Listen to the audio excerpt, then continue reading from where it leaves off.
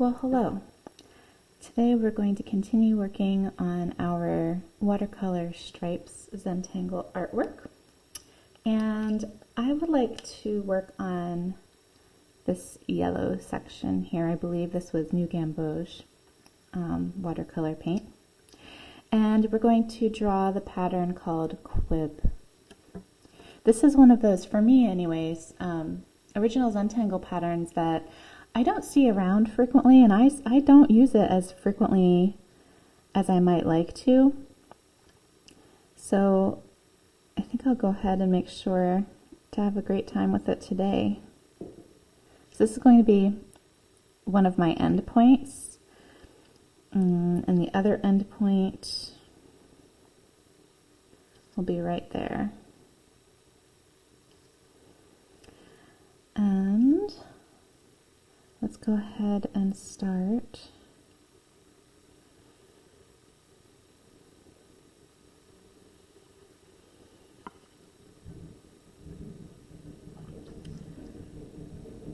I draw a wiggly line, and then I'm going to aura it, but it does not have to be, I don't have to worry about, you know, is the aura line, you know, exactly equally distant. Like here you can see it's a bit thicker, and I think that that's lovely. It adds all kinds of character, and we're going to just continue in that pattern. But anytime I run into either an already drawn part of the pattern or the border with one of the other colors, I'm going to practice the Zentangle technique of going behind.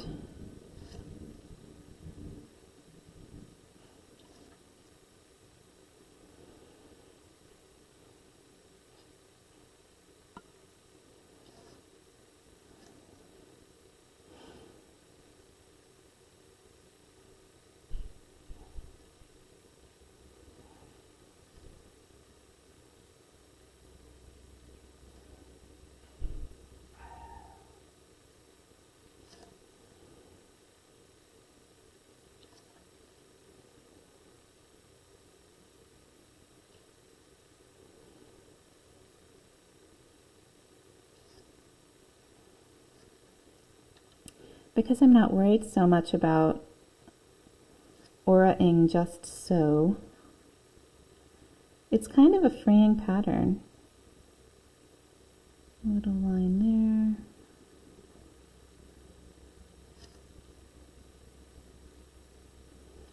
there. It reminds me, I know some people like to just draw strings and put dots or leaves on them. It kind of reminds me of that process, except for, you know, I do have to slow down a little bit to make sure these lines are interacting in the way I want them to interact.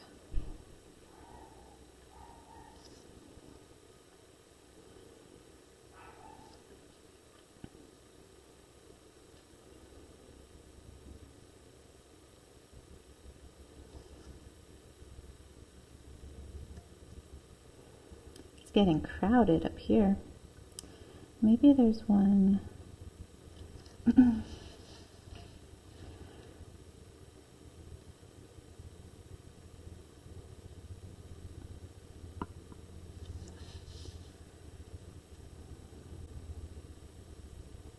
And I'm not really thinking about where these lines are going other than sort of letting my hand and the pen kind of go where they want. I've noticed that also when I draw Muka. I feel like the pen sort of does what the pen wants to do, and I'm just along for the ride. And I'm okay with that.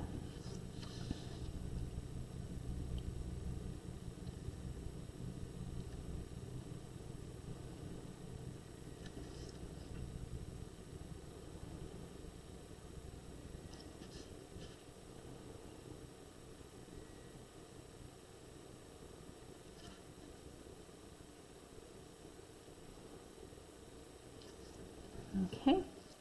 Do I feel like it's full, or do I want to add a few more? Let me think. I think one more and we will be full up to capacity. But also part of me says, leave it the way it is. It's already pretty interesting.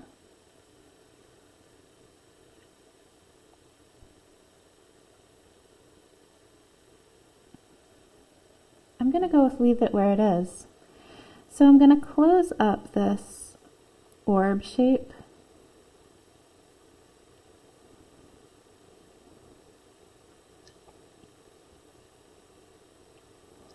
And ink it in.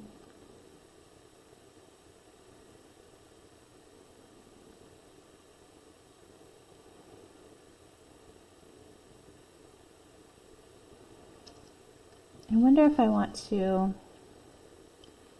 add like a border around the orb shape. I don't know. Let's think about the inking. I know folks who don't like the inking in process. They just sort of want to get through it as fast as possible, but I kind of enjoy the inking in process. And just taking my time and enjoying the really, rich, dark ink of these Pigma Micron pens.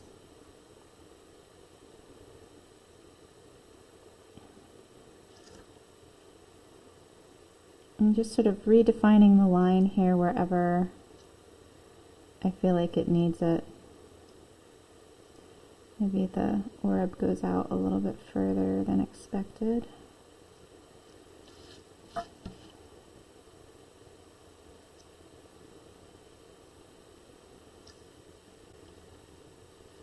Now, do I want to put a border around that orb or just leave it? I kind of feel like it needs its own aura line. I'm going to do that.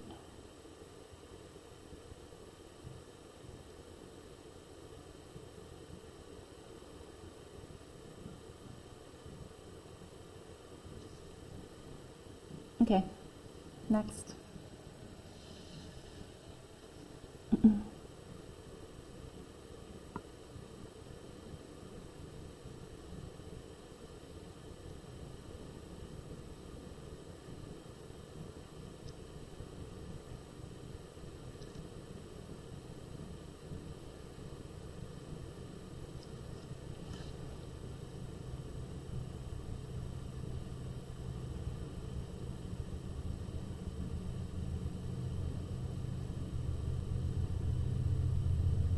There I was just following a line in the watercolor.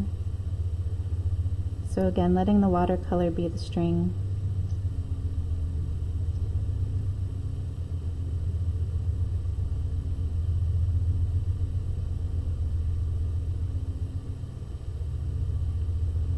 As you're drawing, and especially inking in, you don't have to really do much thinking, so it's a perfect time to do a bit of a body scan and say, oh, is there any space where I'm holding tension that I don't really want to be holding, that's not helping me with my drawing?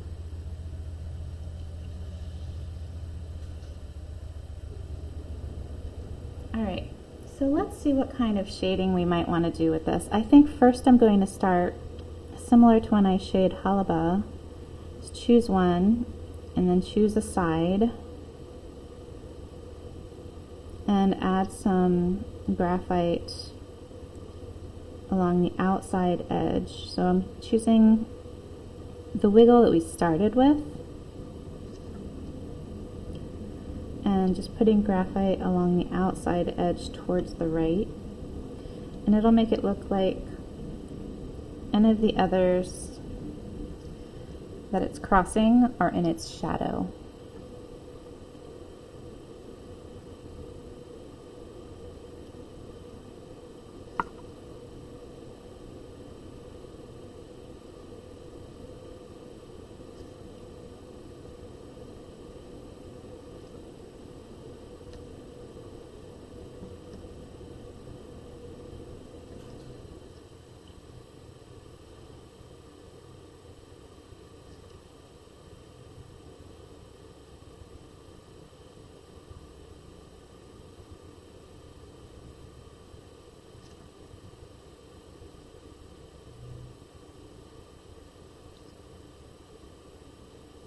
And the last one.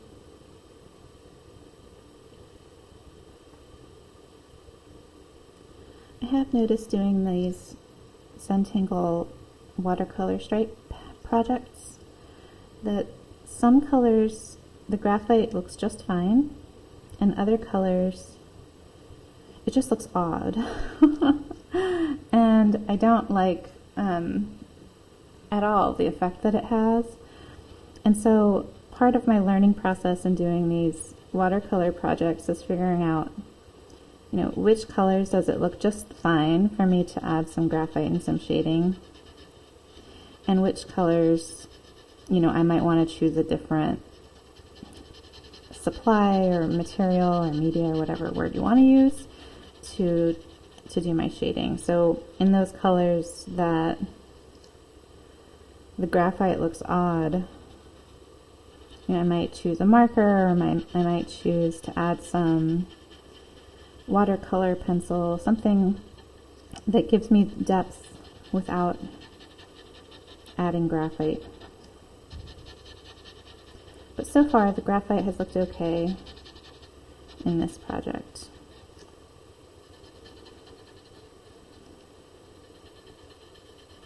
I was pretty heavy-handed on the graphite here, but I don't completely dislike it.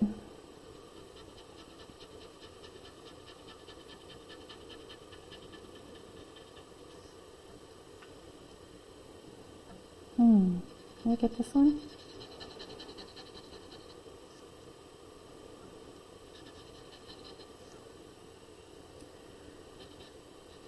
Oh, I forgot.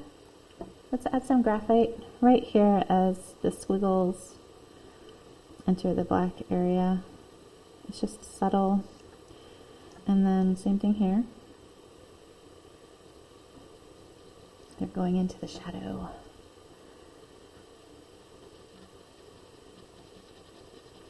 Yeah, I like it. See, these little hints of shading just add depth. And it really is just a little hint. Okay, now some highlighting. So, just on certain areas, usually like where there are curves that I find interesting, I might add a little bit of highlight.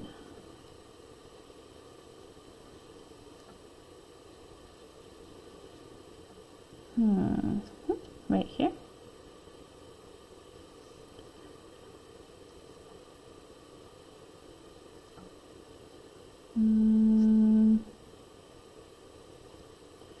Okay.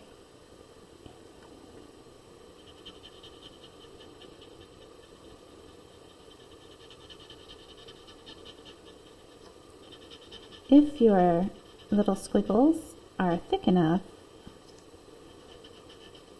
when you're blending in the highlights, it won't sort of muddy your lines too much. But if your lines become sort of muddied as you blend in your highlighting, you can always go back and ink them in one more time. Like right here, the white charcoal got onto the line a little bit, so the line's a little muddied. So I might redefine that line later. All right, I'm gonna add just a little bit of highlights with the Posca pen.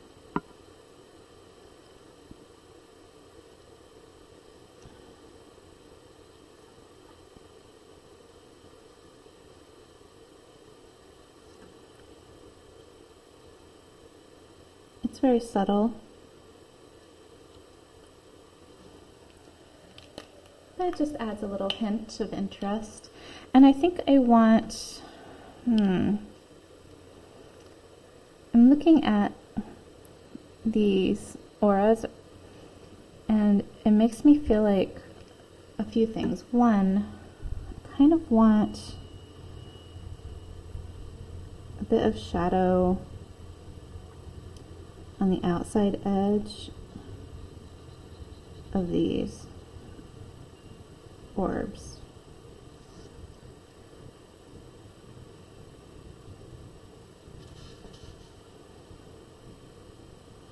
And I love having my paper not taped down during this process so I can turn it to make the drawing and highlighting process and shading process a little bit more comfortable for my hand. And I don't mind that the shadow's going off a little bit. Again, it adds a little bit more character. Just a little bit. Any areas I didn't add graphite, there's enough graphite on my tortillon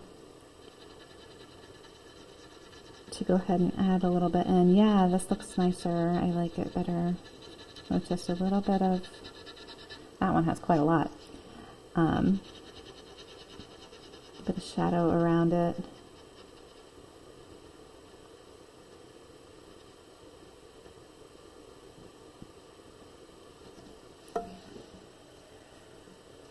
Like, I like the shading, the graphite on the yellow, but right here when it's coming over to this red area, I don't know how I feel about it there. So again, just taking note for myself of like, what do and don't I like for future reference. Just add a little bit of highlight. I mean, I probably won't even notice it's there.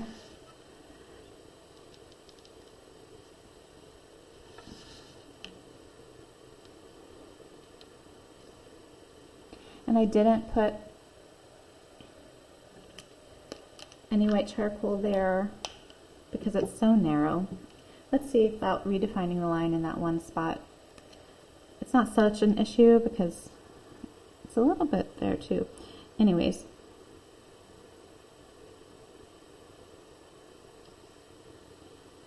Okay, that's looking good. Now I do wonder with this one, I know earlier we tried here adding graphite around the edge and I didn't like it and erased it. I wonder with this one, because there's such a distinct border here, I wonder if I would like it. And a little bit here too. I don't know. Again, I kind of just want to try it, and if I don't like it, I can erase it. Just in these areas where it goes over, where it, you know, covers this one, I might do all the way around. We'll see how I like it or not. And if I don't like it, I'm okay with erasing. And it sort of gets a little less distinct, so I'm going to make a much lighter trail of graphite there. Okay, let's blend it in and see how I like it.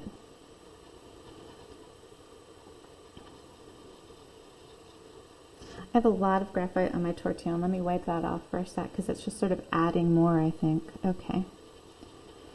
Now back to blending instead of adding. Here we go.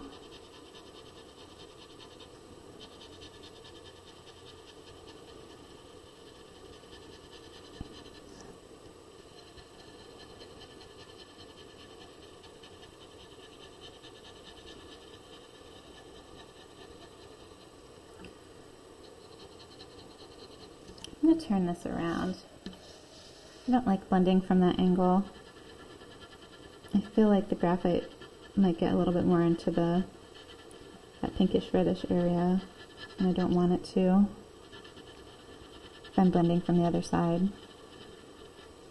Okay, how do I like that? I kind of like it.